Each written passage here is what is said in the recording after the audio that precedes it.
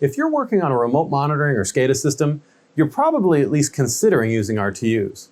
But what are the problems with that approach? Let's take a look at the top 3 biggest problems with using RTUs.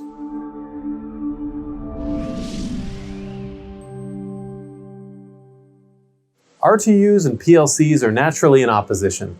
They essentially have to perform the same job, but they go about it in very, very different ways.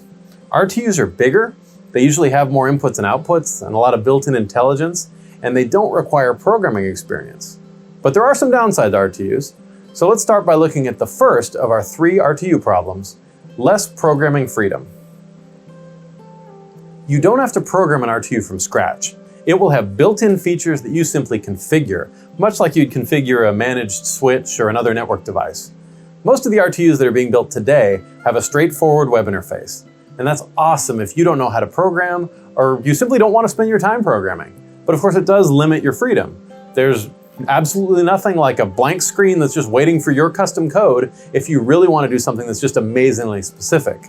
Now for that reason, if you're choosing an RTU, you've really got to ask your manufacturer or your vendor, what are the specific things that you're trying to accomplish? Tell them about it. That way, you'll know that the RTU that you're evaluating is going to give you the upside of speed without limiting you to some feature set that's just never going to get the job done. So now, let's go on to RTU problem number 2, larger physical size. There's no way around it. RTUs are usually a little bit larger than PLCs. Think of a 19-inch rack mount device versus a small wall-mounted box, maybe a third or half that size. There are some RTUs that are smaller, that approach the size of a PLC, but they usually tend to be a little bit bigger for an equivalent function. Now that might not be a problem for you, and it certainly seems like a silly decision point when you're dealing with the complexity of a remote monitoring or a SCADA system, but sometimes your space honestly just is severely limited. You could be installing your gear in a little cabinet, or maybe you're in a manufacturing environment and you're already dealing with a real tight squeeze just with all the other stuff that's already there. So as silly as it seems, you might actually have an easier time learning a little bit of PLC programming than to magically find extra rack space out of nowhere so that you can fit an RTU in there. So now let's look at our third and final problem with RTUs, higher minimum price. PLCs are usually manufactured at high volumes. You would usually think of them as a commodity product.